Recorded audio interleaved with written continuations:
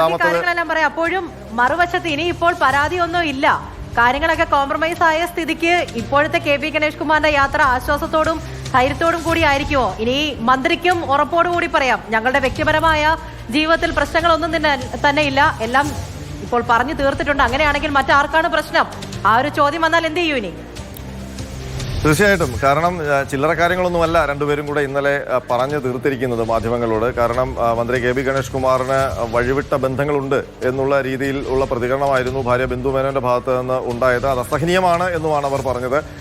മന്ത്രി കെ.പി. ഗണേഷ് കുമാർ പറഞ്ഞത് തനിക്ക് 5000-ഓളം പ്രണയം ഉണ്ട്, അതൊരു ദോഷമല്ല, പ്രണയം ഒരു മോശപ്പെട്ട സംഗതിയല്ല എന്ന രീതിയിലായിരുന്നു. പക്ഷേ മോശപ്പെട്ട സാഹചര്യത്തിൽ താൻ ഗണേഷ് കുമാറിനെ കണ്ടു എന്നുള്ളതായിരുന്നു മന്ത്രി പത്നിയുടെ പരാതി. ആ പരാതിയിലാണ് ഇപ്പോൾ കേരള രാഷ്ട്രീയം ചൂടുപിടിച്ച ചർച്ചയിലേക്കൊക്കെ പോയത്. പക്ഷേ ഇരുട്ടി വെളുത്തു കഴിഞ്ഞപ്പോൾ, നേരം വെളുത്തപ്പോൾ ബിന്ദു മേനോന് പരാതിയില്ല. ഭർത്താവ് ഇന്നലെ രാത്രി വിളിച്ച് മാപ്പ് പറഞ്ഞു, ആ മാപ്പ് താൻ അംഗീകരിച്ചിരിക്കുന്നു.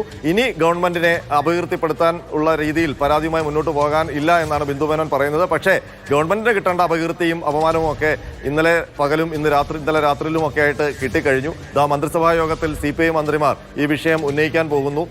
പത്തനാപുരത്ത് അടക്കം കേരളത്തിലെ എല്ലാ മണ്ഡലങ്ങളിലും ഈ വിഷയം ചർച്ചയാകും എന്നുള്ള കാര്യത്തിൽ സംശയമൊന്നുമില്ല. കാരണം മന്ത്രിപത്നിക്ക് പോലും സംസ്ഥാന സർക്കാരിൻ്റെ മന്ത്രിമന്ദിരത്തിൽ സുരക്ഷയില്ല എന്നുള്ളൊരു ആരോപണമാണ് പ്രതിപക്ഷം ഉന്നയിച്ചത്. ആ അസ്ത്രത്താൽ മുറിവേറ്റുകൊണ്ടാണ് ഗണേഷ് കുമാറുമായി കൂടിക്കാഴ്ചയ്ക്കൊക്കെ മുഖ്യമന്ത്രിയൊക്കെ തയ്യാറെടുത്ത് ഇരിക്കുന്നത്. ഏതായാലും ഇനി വരുന്ന മണിക്കൂറുകളിൽ കൊട്ടാരക്കരയിൽ നിന്ന്, വാളകത്ത് നിന്ന് മന്ത്രി കെ.പി. ഗണേഷ് കുമാർ ഇങ്ങോട്ട് തിരുവനന്തപുരത്തേക്ക് വന്നുകൊണ്ടിരിക്കുകയാണ്. അദ്ദേഹം മന്ത്രിസഭാ യോഗത്തിൽ പങ്കെടുക്കാൻ സെക്രട്ടേറിയറ്റിലേക്ക് കയറി പോകുമോ, അതോ മാപ്പ് പറഞ്ഞതിൻ്റെ തുടർ നീക്കങ്ങൾ നടത്താൻ വേണ്ടി സ്വന്തം തിരുവനന്തപുരത്തെ വീട്ടിലേക്ക് പോകുമോ എന്നുള്ള കാര്യമാണ് അറിയേണ്ടത്. ഏതായാലും മന്ത്രിസഭാ യോഗം കഴിഞ്ഞാൽ മുഖ്യമന്ത്രി ഗണേഷ് കുമാറിനെ വിളിപ്പിച്ചിട്ടുണ്ട്. അത് AK സെന്ററിൽ വെച്ചായിരിക്കും ആ കൂടിക്കാഴ്ച എന്നുള്ളതാണ്. അതിൽ എന്ത് നിലപാടുണ്ടാകും എന്നുള്ളതാണ് ഇനി അറിയാനുള്ളത്. പറഞ്ഞ മാപ്പും ഭാര്യ കോംപ്രമൈസ് ആയി എന്നൊക്കെയുള്ള സന്തോഷ വാർത്തയുമായിട്ടാണ് ഗണേഷ് കുമാർ വരുന്നത്.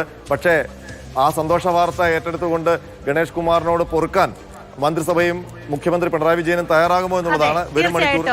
ചാർത്തി കൊടുത്ത കളങ്കം അത് വലുതാണ്, അതിൽ യാതൊരു സംശയവുമില്ല. പക്ഷേ ഒന്ന് നേരം പുലർന്നപ്പോഴത്തേക്കും കാര്യങ്ങൾക്കൊക്കെ ഒത്തുതീർപ്പായിട്ടുണ്ട്. ആ ഒരു ആശ്വാസത്തോടും ധൈര്യത്തോടു കൂടിയായിരിക്കും മന്ത്രി കെ.പി. ഗണേഷ് കുമാർ ഇപ്പോൾ തലസ്ഥാനത്തേക്ക് വരുന്നത്.